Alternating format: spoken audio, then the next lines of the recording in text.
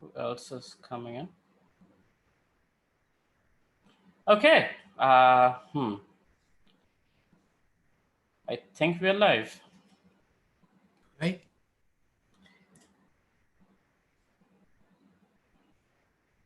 Yes, we are. All right. So, hi, Jay. Hey, Well, hello. let me just rename myself. Okay. Okay, I'm hearing myself. Okay, so I will just quickly introduce Jay. He is a dear friend and also on the board of Kolkata Ventures. Jay has been a professional for the last 20 years or so, and has intense experience with project management, business analyst, and multiple top banks in UK. And he has a very strong spiritual background. He has had been to India many, many times. So he understands the Indian culture. He understands the European culture.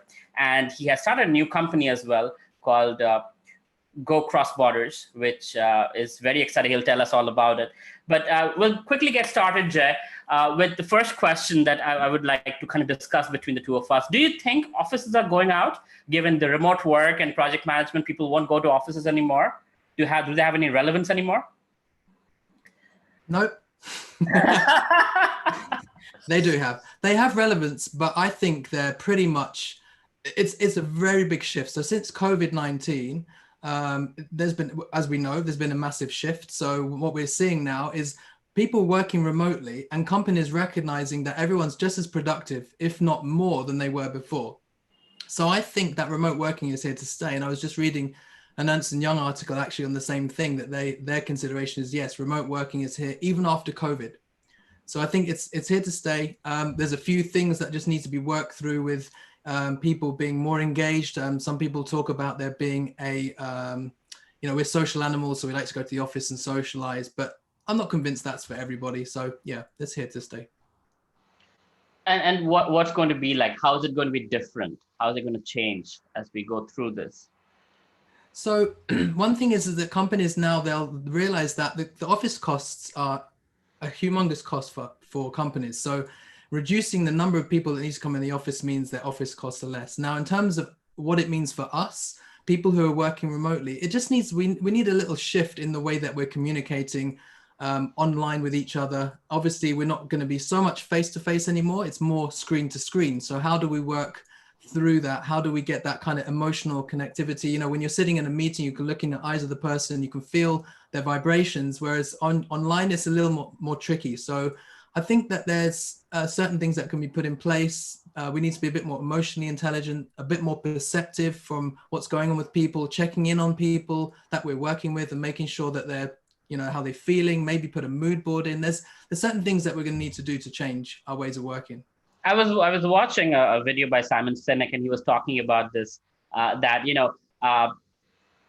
you meet with people and then you go for lunch, and that's where you really connect, you build friendships, you get to know each other better, and that's not possible through the online medium. And right now, the reason why, and this is my perception, is the reason why we feel it's working is because we're working with people we already know. But as a new person comes in and you start working with new people who you've never met, it gets slightly more tricky. So now, having said that, for the last 12, 13 years, I have done business with people I've never seen in my life, in Europe, in China, in other parts of the world. And that's worked pretty well for me because it's been transactional.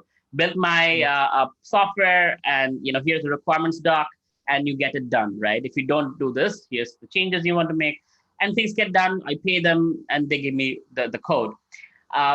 But otherwise, there are other things that might not work so well, right? So do you know certain industries that should avoid doing remote work? Like it's absolutely like not recommended for them. What would some of those be? I mean, I guess where there's, so things like the water cooler conversations, or those informal conversations in your setting where you're talking to people and you're connecting and building rapport with them. I think in a sales type environment, it comes perhaps a little bit more difficult. So, for example, if you're selling overseas, or if you're selling and you have somebody who can walk into your office and speak with you versus somebody who may not be able to walk in the office because they're overseas, then you might get the business with the person that's come in the office because you got the connectivity with them. So it can be some challenges there, I think. Yeah. And obviously, you know, stuff where you've got to physically be delivering stuff. Of course, you need to be physically out there. You need to be doing stuff. So the transactional stuff, I agree. I think the transactional stuff can work very, very well.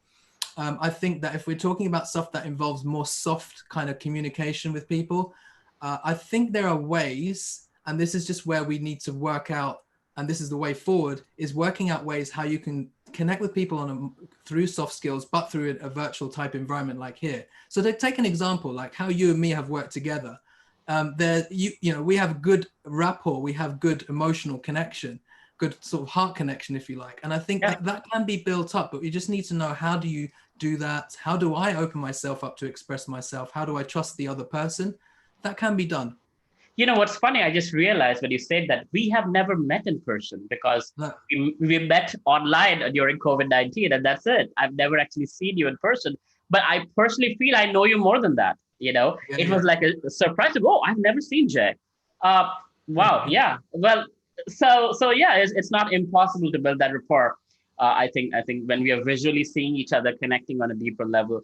But yeah, everything has its value. I think you talked about sales, and I just wanted to share something. I'll just go a little off topic for a second.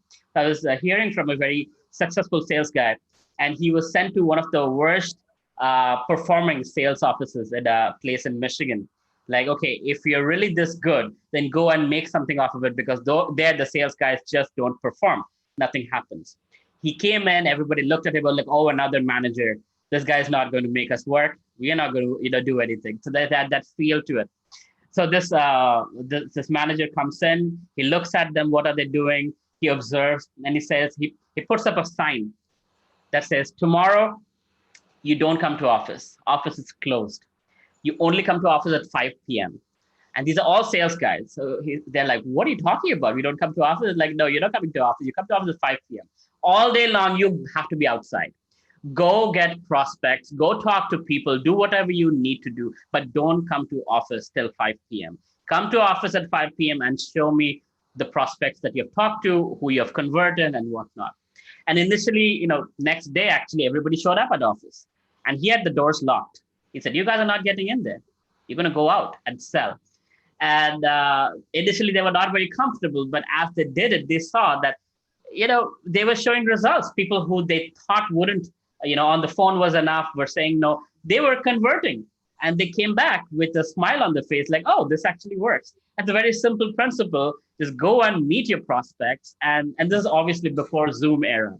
But I just thought I'd share that. That's quite amazing that with just by getting out of the door and being out there in the field, you can do so much with sales. And sales guys should not be in the office at any given time. But again, today, what do you do?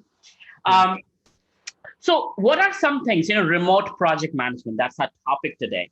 And I want to understand from your wisdom, Jay, what are some things that you think that a person who is absolutely brand new, learning about project, or doesn't even know what project management is, like running a startup, which is most of my audience, are startup entrepreneurs. What would you tell them? Like, okay, here is how you get started with project management. What do you do? Task management, project management, what tools you can use, and how would you go about? Maybe 5 or 6 pointers, Jay, an introduction to project management. That would be great. 5 or 6 pointers on a very complex topic. So thanks for that. It's a massive topic, and people have run, there's courses on it, there's qualifications, there's reams of books written. But basically, I think I can boil it down into probably 5 sort of key areas. So one thing is have a clear remit of what it is that you're project managing. So many times I've been on projects that people don't actually know what it is that we're actually delivering, So if you consider a project like you're delivering a product, you're making a product, you're going to create something that doesn't exist from scratch, and you're going to deliver something that pleases the end user, whether it's your own business, whether it's your client. So you've got to understand the scope, and you've got to lock that down. What are you doing? Why are you doing it? And what are the benefits? So that's one thing, is having a clear scope and a goal and objective. Secondly is how you do planning and how you create tasks. So to deliver that piece of work, you've got to have a timeline. You got to understand what are the phases of that project. So what steps does it need to go through? So if you give an example, like we're making a piece of software. I've done a lot of software projects in the past, so it's something I can talk about. But everything follows the same kind of general theme. So first, what is the requirement? What is it that's wanted? You talk to the customer. Then how do you go about designing it? Who does the design? How do you build it? How do you make sure you've tested it so it actually does what you set out to do in the first place? And then how do you make it, hand it over to your end user and make them use it? So there's 5 stages in there. And that's what we call as milestones. So to get to your end result of delivering a product, you go through these 5 key milestones or big areas. Then you need to break those down into small tasks so that they can be allocated out to people.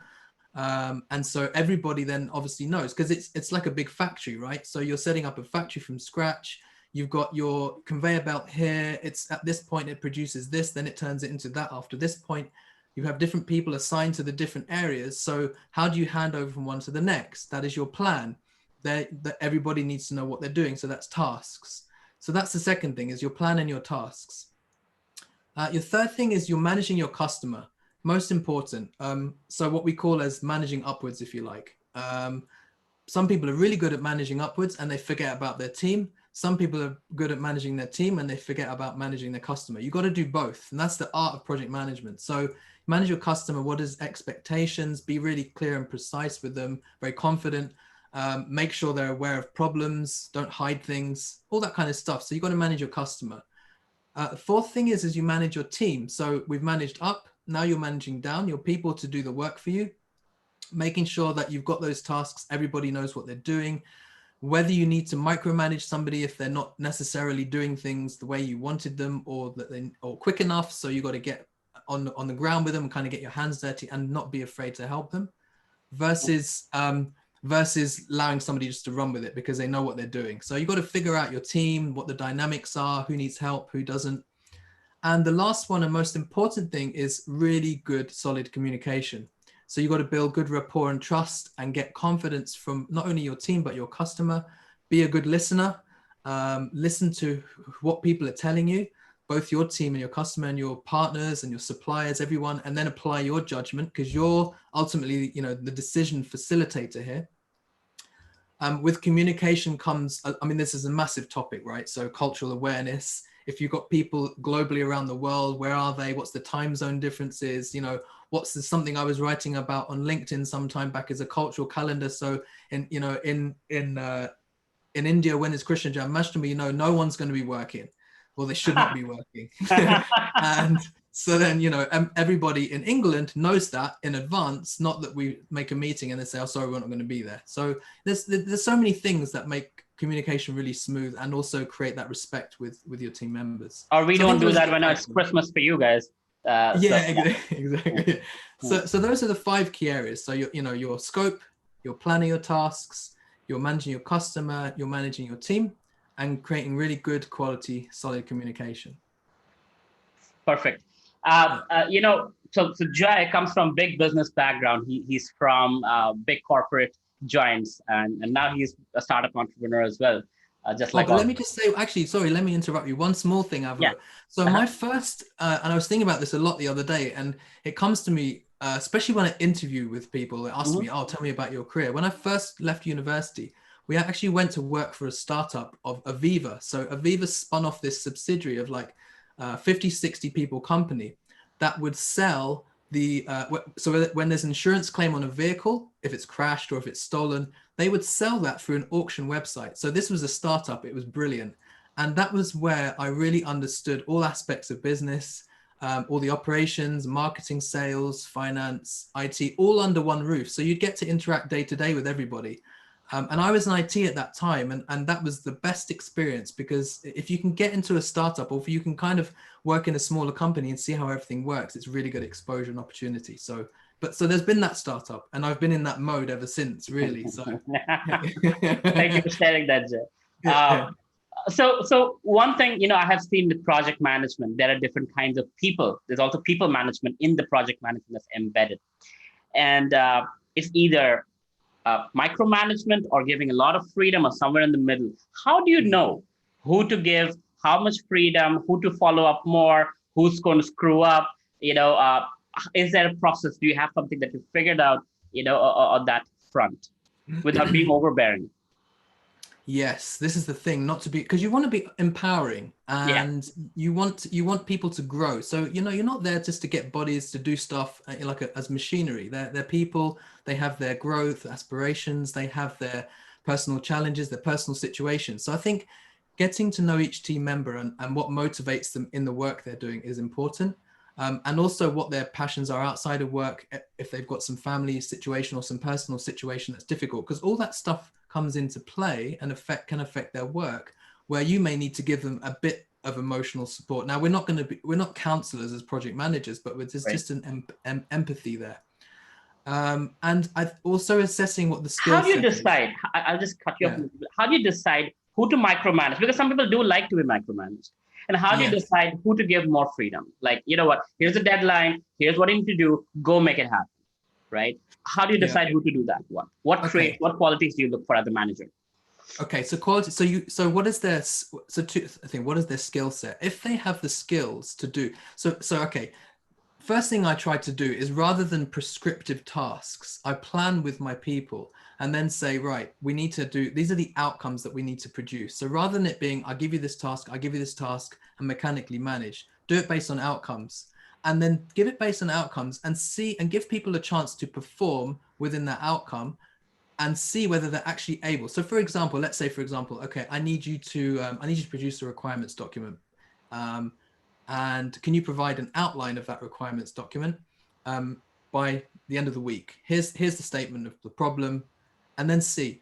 And then you'll see from their skill set, you should get a sense from their skill set. I think that they'd be able to do this. They seem confident in knowing it, but give them that chance to do it. And if they can't do something fairly basic as that, then producing the document in the detail is going to become more difficult. So, okay, I'm going to need to get more hands-on with this guy and So you micromanage them. give them a small task, you test them with it. If they can Yeah, perform, you give them bigger tasks. That's how you figure it out. exactly. Yeah. Okay. I'll just share a little bit of experience there. So what I generally do is so there are certain people. So what I look at it from the right brain, left brain standpoint. There are certain people who are left brain, who are technical, analytical, extremely thorough, detail oriented, and they don't like vagueness. They don't like things to be that they have to figure out. So with them, they need to be told exactly the framework. It has to be written down step by step, right?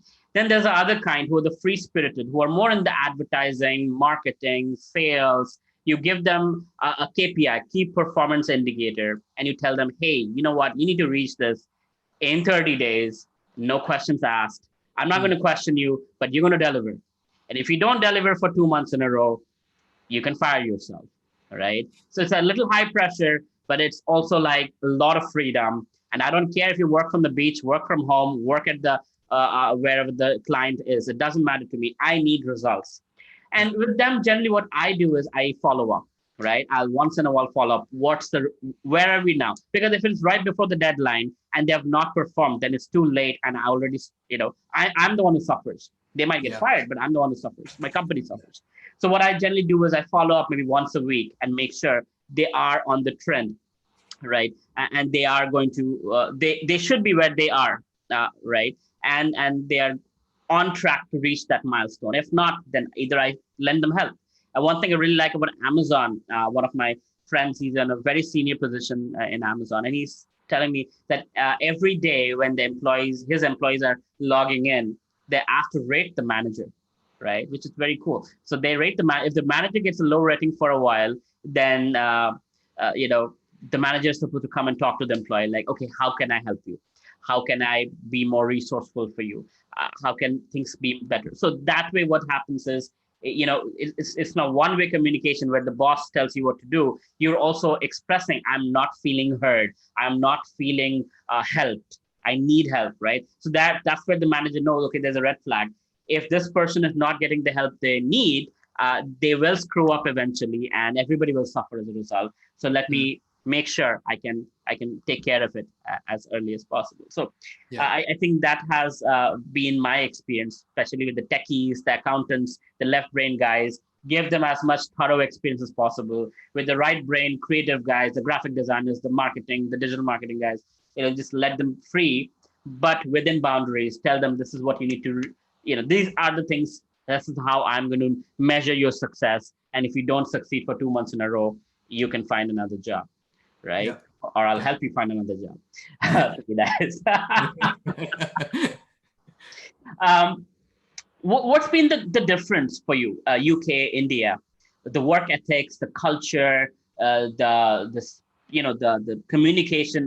How do you see us different? I'm not saying Yeah. good, bad. I'm just saying different. Like, how are we Yeah. different from each other? I think Indian people work harder than people in the UK. Yay! Long hours, like Hmm. getting emails at like late at night and thinking, like 4.5 hour time difference. You're looking at your phone thinking, wow, you need to go to sleep. And so I think definitely there's a harder working ethic. There's very much Indian people work very collaboratively in groups. So it's a very kind of social type work environment. So they work closely together, close knit groups, and that support that gives them a lot of support. In the UK, you kind of get people that kind of be quite happy to do their own thing, work by themselves, do the thing, but participate in the team. There's not that they're not team players, but they're happy just autonomously doing stuff. And one thing in the interactions I experience is, and I'm working on this with Go Cross Culture, is getting Indian people confident in asking more questions, in expressing themselves more. Because what happens is, and we talk about this all the time, right? So we say, have you understood? We're in a meeting, we've got some deadline, we've got some particular issue that we're talking about. So I'm trying to explain, and then say, have you understood? To my Indian counterpart, and they say, Rajiv says, yes.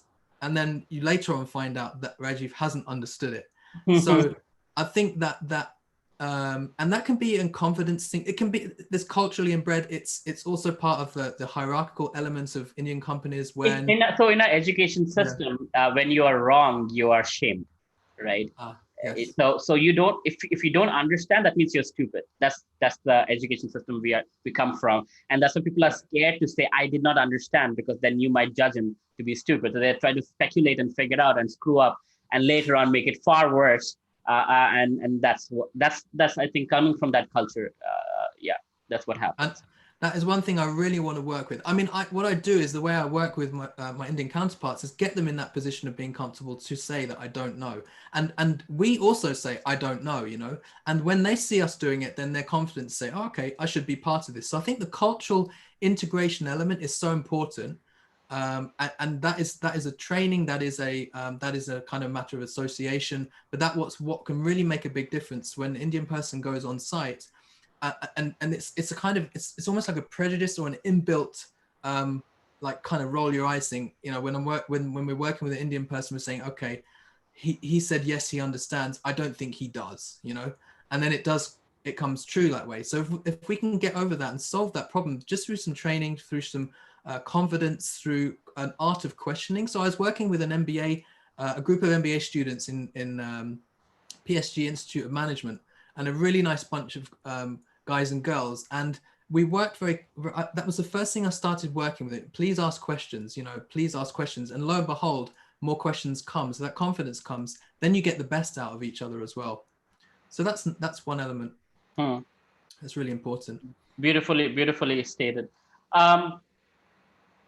Another thing I was thinking, in terms of your startup, can you tell us a little bit about what you're doing, how it's relevant to youngsters who are looking at working cross culture, sitting in India, working? Like, for example, can a project manager be sitting in India and working for a UK company? If so, how? And how your company can help with that element? Yeah. So the answer to that straight off the bat is yes, they can. Indian people have the skills. They, as I said, they work hard. I've worked extensively with them. I know what they're capable of doing. There's just a cultural adjustment and an adjustment of communication, a way of working, which is where Go Cross Culture helps to say, right, okay, let's sit with you and let's kind of shape you to be able to be prepared to go and parachute you into a UK organization or a US organization and be able to start working effectively, with the communication standards, the way, as I said, the ways of working, asking questions, all of those sort of, if you like, the little wrinkles associated with how Indian people are interacting, getting them confidence. So yeah, we definitely we help with that, and for sure, project manager or business analyst, remote, as we started this conversation as being remote project management or remote working is here to stay. And overseas companies, UK, US, whatever, they're going to looking towards India. I think I can see that more and more, looking towards India for those resources. So yes. So there's a question I'm seeing here from Dipanjan Dhar. Sir, how do you manage resource allocation when it is remote project management? Okay.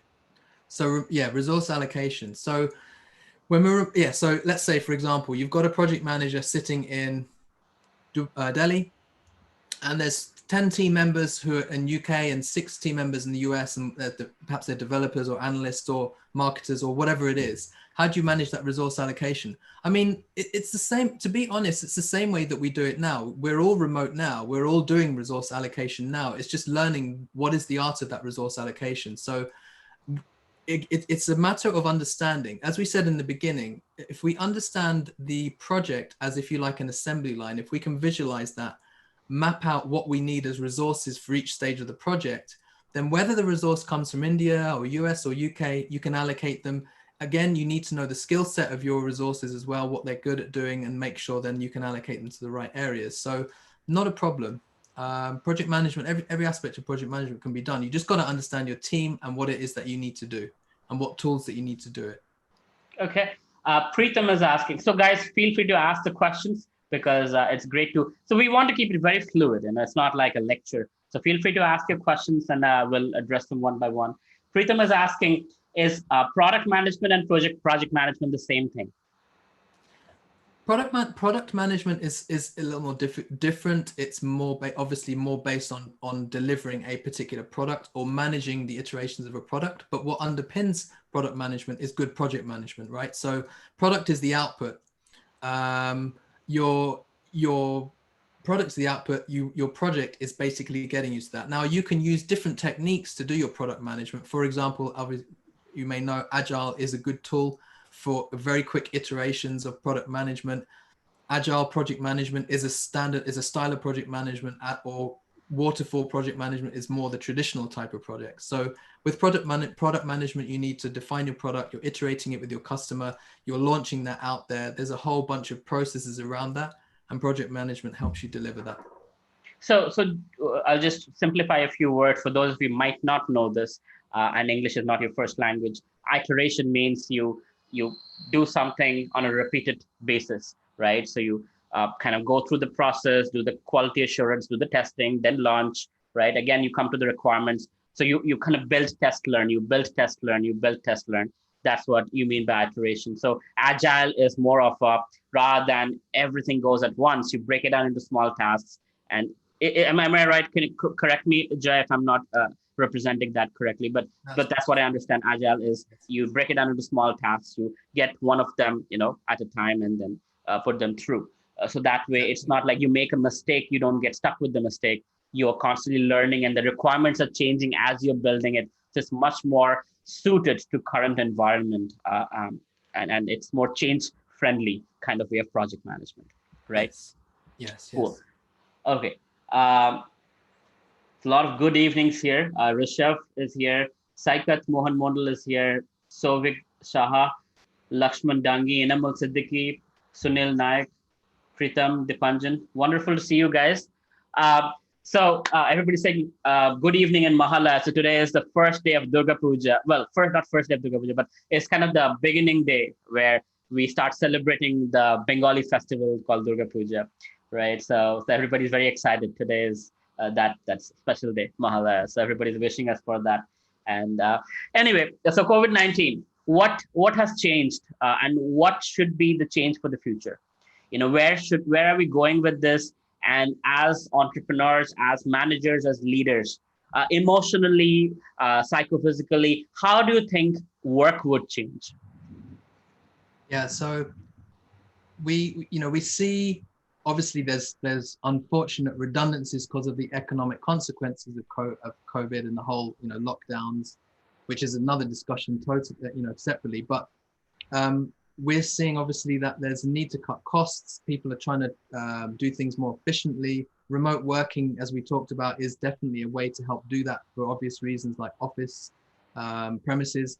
I think that personally for me, remote working, it allows me more family time, less commuting time, and probably everybody on this call pretty much will agree with that, that kind of outweighs the benefit of the social interaction you get from the workplace. You know, we said the water cooler conversations, but also the lunches and kind of connection, you know. I think that if people are more home-based and more and just sort of within their local community, they'll probably get the emotional nurturing that they need from the interactions, not needing to spend so much time in the office. So that issue of the social animal in us and needing to be in the office to fulfill that is probably, in my opinion, I think it's a little bit of facade. So COVID-19 has changed that. We're remote working, as I said, more offices, less office time, more home time, but making sure that we're not feeling isolated in terms of our work. So I work with colleagues in Poland, in Sweden, in the UK, in the US. Like, it's completely multicultural, but everyone's the same, right? In the heart, everybody's at the core is the same. They have their loneliness issues, their concerns, or their lack of confidence, or whatever it is. So connecting with people, I think this actually will create if you like, a new set of skills for online interaction, and perhaps a better degree of connectivity, because you kind of feel that for me to feel fulfilled in my work, I need to reach out more than I have done in the past to my colleagues, especially when you're running a project. Correct. And I think that creates more connectivity with people and helps build that rapport. I think as a parallel, I see this more like homeschooling. In India, it's not very popular, but in the US, homeschooling is common. And especially coming from Chicago, the Chicago public school, what they did was, for kids who want to be homeschooled, they send the whole school to your house. So basically you get the laptop, the books, all the little things that you can build your projects with. But once a week, you come to school, everybody gets together, they meet the teacher, they meet their friends, they build their social kind of friendships and all that. And if they want to meet later on separately, they can meet. But it's a combination of, okay, you're working from home, you're being homeschooled, but also once a week, you do get to socialize with people. So I think, again, going back to Simon Sinek, what he was kind of suggesting is like, it shouldn't be that either office or work, but you should be having the right to choose, or the power to choose. That, what, today I feel like going to office and working from office, and today I feel like working from home because I'm not feeling so well, or it's raining too hard, right? So it shouldn't be this or that. It's just a choice where you want to work. And I think that's a lot of, that's going to make a lot of people happy to have that power in their hands to choose where they can work from. And both places have the same facility. One place is more digital, one place is more physical. But I think that's what's going to be the difference. And if that is done well, I think it can inspire employees to be more productive. One thing I've been hearing a lot during lockdown is that I'm working more than I used to when I used to go to office, right? And maybe that's the kind of exploitation from the bosses that, okay, you're at home anyway, might as well do more, right? But I think if that can be right-sized, and if the managers can be trained right, then there could be a fine balance where I can work from wherever, and that way I can work according to my mood, and more productivity that way. I mean, we see in Europe a lot. I don't know about the UK, but I heard about France, that people probably work something like 40 to 50 hours a week, or less sometimes, 4 or 5 days a week. And they're very productive, more productive than Americans who work 80 to 90 hours a week, right? Do you know anything about that? Can you educate something about working less and being more productive versus working more and being less productive? Yeah, I'll give you an example. So in the office, back in HSBC, when I was working there years back, so you'd go and you'd be, people start to leave the office about 5 o'clock, 5:30 p.m. It just starts to get quiet and dwindle a bit, and you get people who are staying there late, and I'm not disrespecting them. It's just a bit of a generalization and a bit of a tongue in cheek, but people go on the internet and book the holidays and do some of their stuff, and they're looking like they're working late, and they may send an email and it looks like they're working late, but in all fairness, there is not really. There are times, especially in projects, you have what you call as peaks and you have troughs, right? So at the peak time, you're working more. Yes, you may be working 80, 90 hours a week, but that's more like a marathon. That's not sustainable. So to your point about employees wanting to have people work more harder at home, actually it's not really fair on people. It's not ethical. People don't have that sort of energy and probably don't have the inspiration, but it's more like flogging and working them and kind of cracking the whip, that is not the way. Actually, there was a saint called Bhaktivinoda Thakur, who's from Bengal, and he was a government, he was working in the courts. He was a judge working for the government, and he would work 5-6 hours a day. He'd do a few hours in the morning, go home, have some chapatis, have some fruit, go in the afternoon, did a few more hours, and he got more work done. All of his work was done. And the British even built a railway line past his house so he could make him easier to commute to work, So that is showing that actually it's not about the number of hours you put in, it's about the clarity and the productivity. And that comes from a few things. That comes from your own sense of clarity and purpose and your passion, but also the inspiration and the support that your company is giving you and how well organized things are. So I think, you don't need to, it's not necessary. But if you're doing a startup, you may need to work more hours. I personally, let me just say, it's fascinating that a wonderful British professional is talking about Bhaktivinoda Thakur. So even many Bengalis probably don't know about him. For those of you who don't know, he is from Navadvip. His house still has that rail tracks that Jay is talking about, because this was before airplanes probably existed. So it's like private jet. Right, he was so productive as a judge, as a district magistrate. His office was in Puri, which is in Orissa, and he said, "I don't want to work for you guys, for the British government." And they actually said, "No, we really need you," even though he works only a few hours versus his counterparts work like 8 hours a day.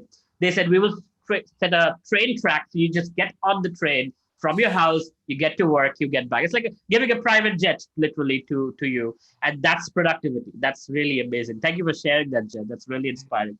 Some questions popping up here. Best tools for tracking project management, Videsh Roy is asking. Best tools for tracking project management. So so a lot of project managers traditionally have used Microsoft Project. And this is how Microsoft Project generally goes. You put a massive plan in with your what you call as a Gantt chart. So your Gantt chart is your line above here that says requirements, and then your next line underneath says design, then it next build, and you have all of your lines that interlink the dependent tasks. And it's a massive big Gantt chart. And and this is just from what I've seen, so I'm again generalizing, but that sits in somebody's folder somewhere in their computer, and the project manager digs it out and looks at it and does stuff with it, and nobody gets to see it. So I think Microsoft Project is heavy hitting, probably for massive programs or just for bigger high-level milestones. I think from a day-to-day point of view, what I find really good is things like Trello.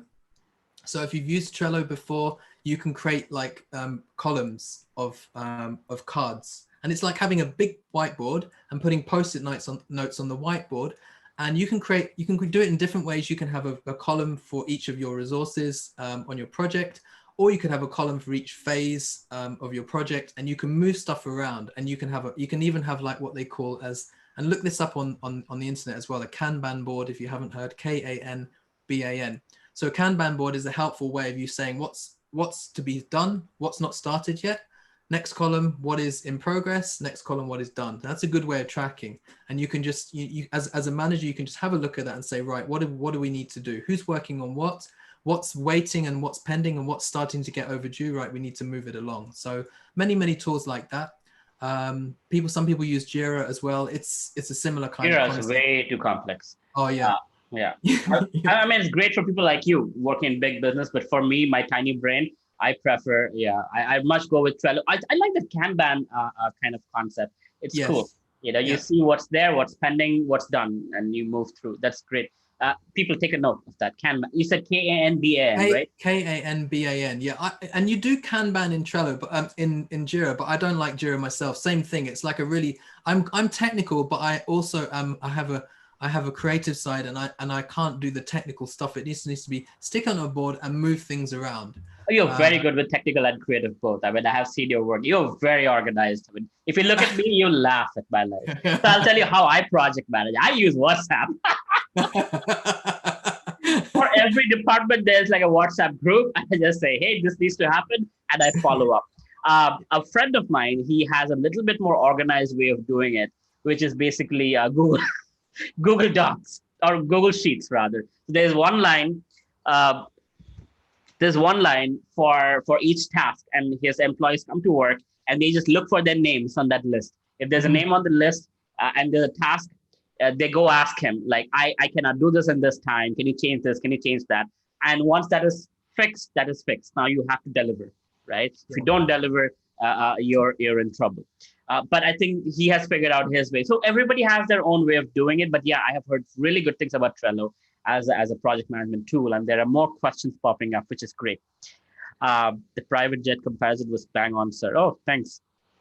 So just one thing, actually, just on one thing as a project manager, don't get too much hooked up on tools, but try to think of the process by which you manage things, and then get a tool that does that for you. Because what happens is, and I've done this before, it's like an evolution. Oh, there's a new tool. It's like a new toy. A child with a toy. Yeah. Oh, this looks good. Oh, that looks good. You know. But we've got to know what we're trying to do. You know, are we managing people? Are we sort of building up a like incremental milestones? You know, there's a bunch of stuff, and then you pick your tool that satisfies you. I think that's very important to know, because a lot of these tools have a lot of features that you don't need, and probably not applicable to you. So what Jess says is, know what method you want to follow for managing the project, and then you'll be able to see the features and use those rather than getting lost in the features. But what will happen is, if you get lost, you will stop using the product, because you'll be like, oh, this is too complex, it doesn't work, and I'm just going to do something on paper and pen. Rishabh Das is asking, in India, what I generally see is that people get connected with spirituality at a very later part of their life. I mean, at the age of 50 or 60, while it should be 3 or 4. How can we solve this? Rishabh, we can only solve this with ourselves, right? I came to spirituality at an early age, and Jay, I'm sure, also did the same thing, and I'll get to him. But the point is, as we become spiritual, we become the emissaries, we become the influence for others. We cannot change others, but we can change ourselves. And when we become an example, when our character speaks for ourselves, when our quality speaks for ourselves, then that makes a huge impact on other people. And I think that's the best way to make a change. Jay, want to add to that? Yeah, so I think one thing that springs to mind is purity is the force. So that is something that's that I've heard of, and I can explain those things much later on, because there's another level to me that Avalo is sort of hinting at. But yeah, spirituality is your own purity. You become a channel. If you talk to healers or spiritual people, they'll all talk about becoming like an instrument of God or an instrument of the universe, different things. So if you're instrumental, that means that a certain amount of purity and good example in you, then you can that will then flow through you, and you'll influence other people automatically. Beautiful. Inamul Siddiqui is asking, sir, how can I determine if an employee will be able to finish a task on time when they're working from home? Should I track their progress every day? Okay, so depends on over which duration you're getting this task to be done, and it depends on the criticality and your previous experience. There's a few things. So some things I've experienced, for example, is somebody is a bit kind of using working from home to hide a little bit, right? So you can sort of say, right, let's do a daily stand-up together. So if you feel you need to track somebody day by day, don't make it necessarily targeted towards them, but perhaps do it for the whole team if it's appropriate, and say, let's do a daily stand-up and say, right, what did you accomplish yesterday? What are you working on today? And what are the problems that you have that are stopping you from progressing? And go around and get that from everybody. You'll start to soon figure out who's using remote working as an excuse to not do anything. It'll come out in the wash. So yeah. And for those of you who don't know, daily stand-up means daily meeting. So it's like a stand-up meeting. Generally when you're in person, you have it for each other. But yeah, that's what Jay means, is every day, maybe 9 a.m. you come to office, and the first thing is you meet with everyone. What did you do? What are you going to do? And what have you finished? Right. Is that what you mean, Jay? Yeah, exactly. Sorry. Yeah. The daily stand-up, exactly that. So yeah, we're not standing up anymore. We used to joke about this as well in the office, that we're all doing. It's called a daily stand-up because that's what it's called, but nobody's standing up. So, you know, we kind of ridicule that. But yes, that's exactly what it is. A daily meeting. It can only 10 minutes maximum, just very quick, very brief, get an update, move on with the rest of the day. Again, I'll just make a quick note, kind of get off topic a little bit. So working when I was in the US, it was really fun working with Chinese and Indian folks, because at night I would have the daily stand-up, right, which is their morning. And then I would go to sleep. And when I wake up, you know, I would have another stand-up at 5 p.m. or 6 p.m. their time. And it's like, hey, all this work got done while I was sleeping. So my company is actually working 24 hours, which is great. Like during the day, I'm working in America. During the night, it's working in China and India. All right. Next question from Preetam. Sir, here's the new boy in the market. Facebook Workplace. It's just like a virtual office space. What's really simple and with new essential tools? Okay, so you're suggesting a tool for project management. Shams Ehsan is saying, how can we increase productivity within the team members? A very broad question, but go ahead, Jay, if you want to take that. So I think you've got to be the example yourself. So start with yourself and make sure that you're productive and you're passionate and you're inspired and you've got a vision for the team. That's really important. It's like a cascading effect, right? So if it's coming from you, it will automatically affect everybody. Do you suggest like the vision for the team should be like printed on the board and like put it out there?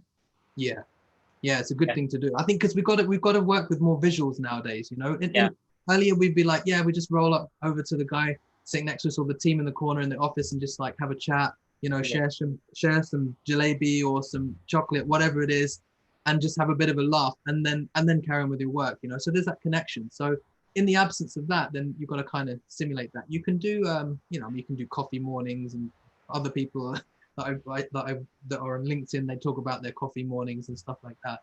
But productivity requires interaction. It requires very much focus. We've got to do this by such and such time, and creating the inspiration and the reason for being able to do that. You know, you all get rewarded by delivering. You know, when productivity can take a knock when things are getting tough, you know, when like the deadlines are really hitting, it's like you're entering a really kind of technical or boring part of the phase where, you know, you're just waiting on stuff or you're talking about technical things that nobody understands about.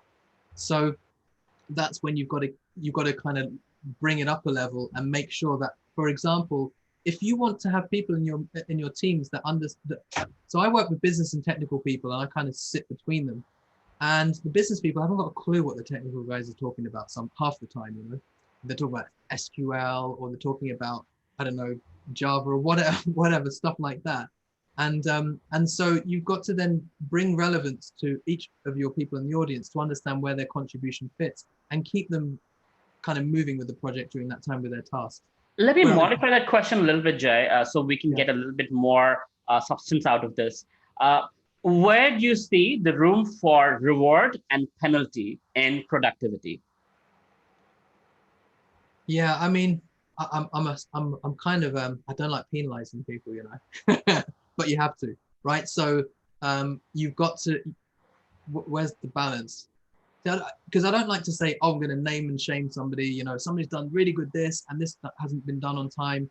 I think that if you make an example of how things are being done really well, by whom, and somebody's really come up and done something really well, the people who are not really doing what they should will feel that, you know. So without needing to explicitly call them out, they'll know that this needs doing. I'll share a funny way of penalizing people, you know. So I'm a nice guy and I've been a nice boss a long time, but it sometimes doesn't work well with certain people, you know, because I travel a lot. So, and I have multiple offices. So it tends to be like people who know I'm not there, they're going to play video games probably. So the way to do this is I always keep each other in check. And one easy way is if you see somebody using Facebook when they're not supposed to, or using WhatsApp when they're not supposed to, let me know 3 times, take a note, 3 times, and they pay for pizza for the whole office, right? Now, of course, people want pizza. And if they see somebody doing it, so they're keeping each other in check. Like, oh, I caught him 5 times. So I caught him 3 times. Well, okay, this time you're paying for pizza. Next time he's paying. So every week we're going to have pizza then in the office, right? And then it kind of like, people become like, okay, I get it. I don't want to pay for a pizza for everyone. So I want to, and it's also not like shaming and naming anyone. It's just being productive. That, what? So the way I work is 11 o'clock, you have a break, 4 o'clock, you have a break, and 1 o'clock, you have your lunchtime. So there's 2 hours, basically, you're getting, 11 o'clock, half an hour, 4 o'clock, half an hour for tea break, and lunchtime, 1 o'clock to 2 o'clock. So you got 2 hours to do your Instagram, do your Facebook, talk to your girlfriend or husband or whoever else, right? I don't care. But when you're working, right? Show me results. So as a result, I've seen that kind of fun penalization and the reward. If you supersede your KPI, you get bonuses, right? Especially if you're in sales or you're in the performance kind of a matrix mode. I think that has worked beautifully for me, at least. So, and back to another question for you, Jay. How do you maintain the balance between being a nice manager, a good manager, an effective manager, and also something that people fear, a healthy amount of fear, so that they actually get their work done? They don't take you for a ride, but not like they despise you. They want you to go under the bus, right? Yeah. Have you found a balance? Yeah. So you've got so you've got to get the respect of your people to be able to do this first, which means you've got to be a good example. You've got to be a good example of a manager. You know what needs to be done, and everybody knows what they need to do as well. And for me, I mean, I don't generally really have a problem with that per se. I just get on and do things, and everybody kind of just seems to plug in and understand the urgency of what we're doing. You've got to create urgency in your project as well. You've got to create a sense of urgency. If you create that sense of urgency and you put the pressure on, and for example, we're just having saying, right, okay, everything was going on, but things were starting to drag behind, right? So then we said, right, if this isn't done by next week, Monday, then we've all failed, right? So because the knock-on effects of the wider organization is going to be, it's going to be felt. And everybody had that aha moment. Oh yeah, okay, we're going to have to pull the stops out and do something here. So I think you've got to be good with people. You've got to be respectful, but you have to push them. You've got to show that the urgency of doing the work. And if somebody is not doing what they're meant to do, they need to know about it. I love that. I think it goes back to Shams's question about how to make people productive is urgency. I think the sense of urgency, if you can instill in them, like in startups, especially because we are so fragile. A lot of times I tell the CEOs to tell their employees, if they're not working, like, hey, you know what? We need to meet these matrices. And if we cannot show these, our investors won't come in for the next round. And if they don't, I cannot afford to pay you anymore beyond 3 months from now, right? Yeah. You won't have a job and neither will I have a startup. So might as well do your work, have the sense of urgency so we all can happily, stay in this company and grow this company. I think that sense of urgency does help put a little heat, put a little fire in the belly. You're not being vindictive as a boss, but you're also being like, hey, it's a reality. Either you do this or I cannot afford to pay you. Yeah. You talk about authoritative and authoritarian, right? So there's two things. You look it up on the internet if you don't already. Authoritative is you command, right? You have a natural command. You know the way that you carry yourself. You're not like you got to do this and you got to do that. I mean that just doesn't work. Everyone's even we're all human beings. We're all responsible. We're all responsible for a job. We're given a responsibility. So you got to respect that. Even to your own children, like being authoritarian, it can harm them. And if you're authoritative, then naturally they follow you. So that's important. Yeah, I think, and also another A word would be authenticity. Like you shouldn't lie to your employees about something that, because once they find out that the deadline actually was supposed to be this, but you lied to them, then they won't take you seriously from the next time. So I think that's authenticity is also an important aspect of credibility, building that trust that, my boss, and also the nature of the boss should not be like, you need to get this done, but how can I help you get this done? If you're struggling, ask me. Yes. I'm here to help. Maybe I can't help, but I'll find somebody who can help you. But the work needs to get done. So people feel comfortable to say that, what, I'm struggling. I need help. I don't think I can meet the deadline ahead of time, not like the day before the deadline, right? So that you as a manager can take care of resourcing the person, empowering the person with whatever they need to get it done. Fantastic. Yeah. Okay, let me see if there are other questions. On point. Thank you so much. Shams is happy with your answer. Good. All right. So 8 more minutes. Let's talk a little bit about the spiritual aspect of things, because everybody knows both of us are wearing our little beads and we both have a spiritual practice. So tell me, Jay, how does Bhagavad Gita or philosophy, the Vedic philosophy, help us with project management, people management? Tell me a little bit about that. So one thing is what Bhagavad Gita, and especially if you chant or you do meditation, your whole temperament changes, and people pick up on that. So a lot of the time I work in people, they're like, you're so patient, you know, like you're really patient, and they're getting like really like peed off with a call that we're having. You know, we're having a call and they're like typing to me in the background saying, this guy doesn't know what he's talking about. I've got, and they shut down, right? So it stops your interaction. This is one thing I've seen. It breaks the whole relationship. So one person's ego interacting and clashing with another one stops the interaction, and your productivity is pretty much nothing, right? So then you have to step in and try and fix it. So if you can tame your own ego and your own prejudgment, your own irritation towards other people, and become more tolerant, because this is what Krishna speaks about in Bhagavad Gita, then when you interact with people, you better tolerate a whole load of rubbish that people might throw at you. And what happens is you'll notice it diffuses all the problem, and then everyone's cool again. So, you know, if everyone's hot-headed, nothing gets done. If one person can neutralize it, then things settle, and then you find a way through the problem. So we had that recently, you know, it's like, it's technical stuff and business stuff, and there was a mismatch of understanding, and this person was saying, but I wrote this, and this person saying, but you haven't given me this. And then I just brought it down to a basic misunderstanding. Okay, what is it that you need, and what is it that you need? So you can mediate very well. So that's one thing. So tolerance and patience is definitely, you know, and if you read in like the 13th chapter of the Gita, you know, you'll see what Krishna talks about as qualities that make you, you know, a good qualities that a human should have.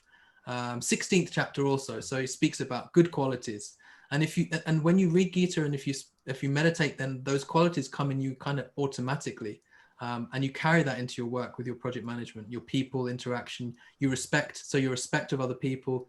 One thing with Go Cross Culture is one of the ethoses of the company, considering that I'm from Bhagavad Gita background, is that when we talk about cultural intelligence, ultimate cultural intelligence means we see each other equally, you know. And Krishna says that in the Gita, you know, that Pandita Samadarshana, you know, that you can see everybody equally on an equal level.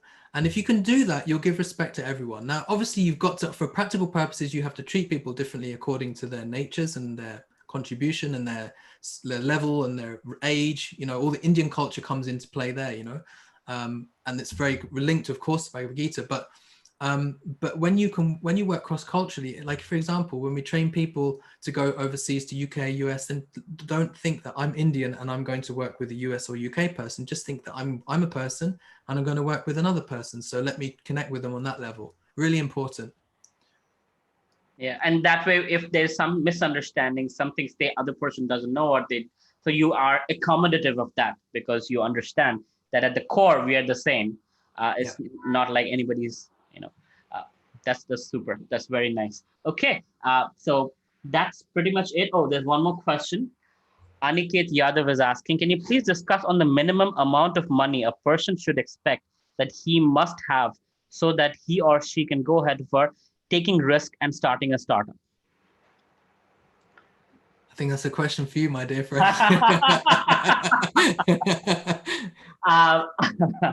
Aniket, as long as you have the money to pay for your phone bill and electricity bill, that's what I would say. Because if you're really an entrepreneur, you can get a lot of stuff done for basically zero money. And I specialize in teaching about zero money startups, because as long as you have a phone and laptop and an internet, you can pretty much create value. So for example, how does one create value? By creating content. You know, you might be a comedian, you might be a teacher, you might be a food blogger. So content, for example, is creating value. When people see the value, eventually they like you. When they like you, they trust you. When they trust you, they're willing to pay for your expertise, for your products and services, right? So for example, Apple used to sell computers, but now they sell a phone. They now are selling TVs, they're selling watches. Why are we buying anything that Apple sells? Because we trust the Apple brand, right? So similarly, if let's say, made in China, everything we are scared of. Why? Because China, the brand China is like, they are tricky to deal with. They are into, cost cutting. They don't treat their people well. So those people don't perform well. All of that, that creates that brand of like, oh my God, it's made of China. It might not be as good. Or if it is built in Germany, we know German cars or Japanese cars. So the point is, you're building that trust, you're building that brand, and that doesn't cost you money. That is you being consistently you being consistently adding value over a period of time, where you earn trust. When you earn trust, you can monetize that reputation to revenue, right? I'm being very wishy-washy, I understand, but I'm giving you the principle. So you don't need money. You can build a WordPress site, you can have a YouTube channel, you can have an Instagram, and you can monetize all of those things if you do it right, right? And that's what we talk about in many of our webinars in Kolkata Ventures. And it works globally. Many teenagers are making money sitting at home, whether you're a freelancer, whether you're a drop shipping guy, somebody else is building something. Let's say Jai in UK is selling his courses, right? And he is actually, he's going to come up with it in 50 days or so. And many of you might be affiliate marketers, and you might help Jai. Hey, you have this amazing course. I like you. You're a great teacher. Why don't you let me sell your course in colleges, and I'll take 20% and you keep 80%, right? And so you're not making courses. You have trust Jai, trust you trust Jai, and you are basically monetizing that. So that's called the currency of relationship. So my first TED talk is on that. Go watch it, right? There's more about it. It's called the commerce of relationship or currency of relationship, where you can monetize that trust, that relationship, that rapport that you built over time. So as long as you pay for your electricity bill and your internet bill, you're good to start a startup. All right.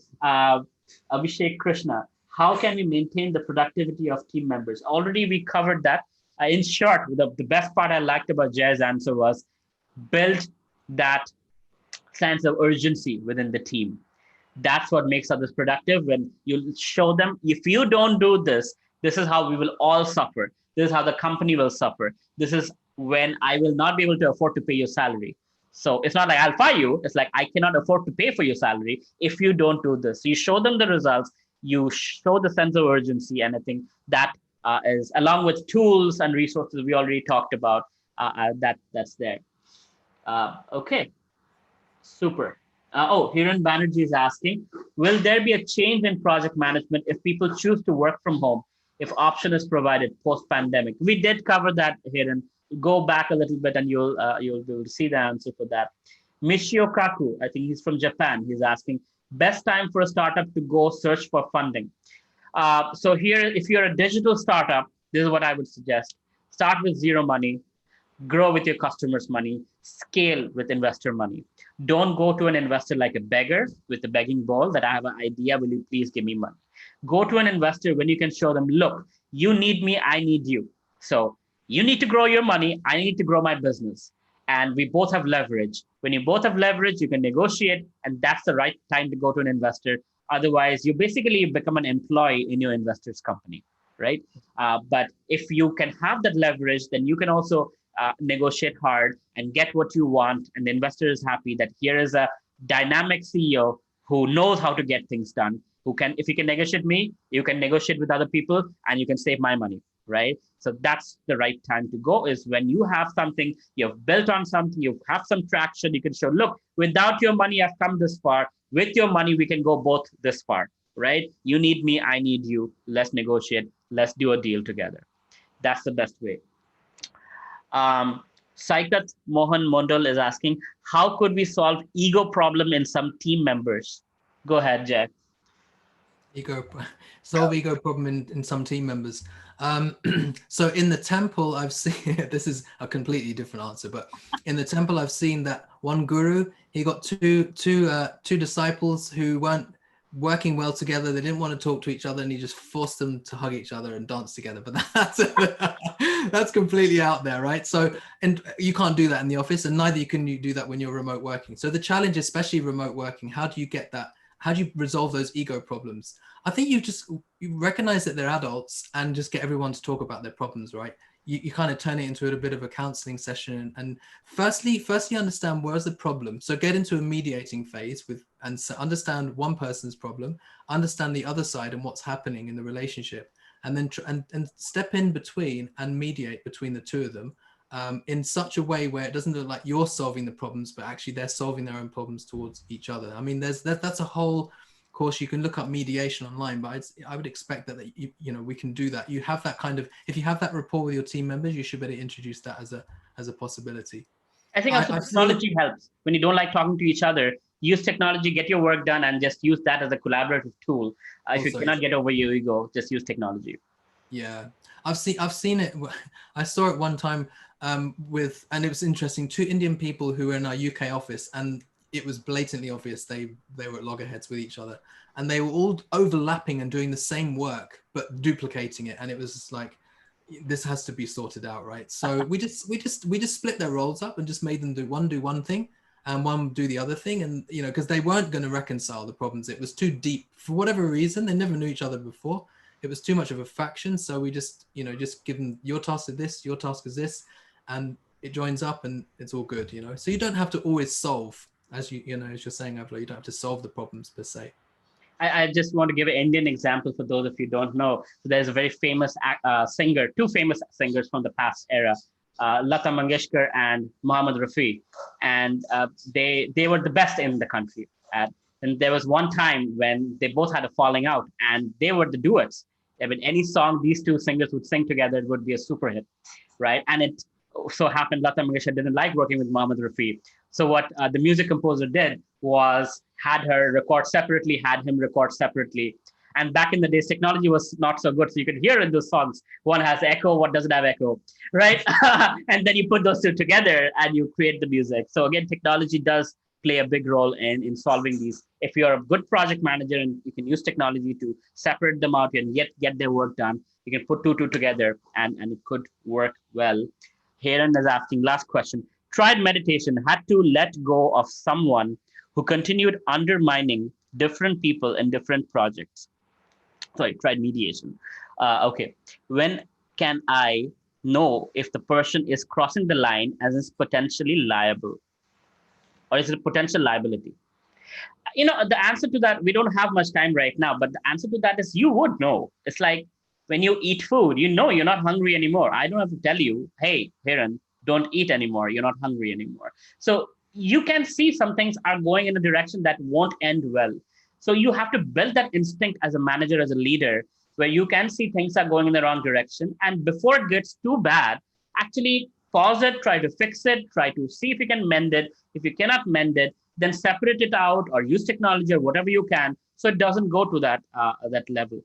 Anyway, so we'll end with that. Thank you, Jai. You've been amazing. It's our first YouTube live, and I'm so honored to have you as a guest. It's been a wonderful learning experience as well for me. So thank you very much for sharing your wisdom and knowledge. And I hope to do many more on LinkedIn, on Facebook, lives with you. And so for those of you who liked what Jai spoke, you can reach out to him on LinkedIn. Just search Jai Compton, and you will be able to find his profile. He's very helpful, very friendly, and he's on our board on Kolkata Ventures. So he is happy to connect and help with you. So connect with him on LinkedIn, and any way Jai can help, he's a great, mentor for all of us. Thank you very much, Jai, and have a good night. Take care. Thank you. Thanks, Avlo. Thank you very much.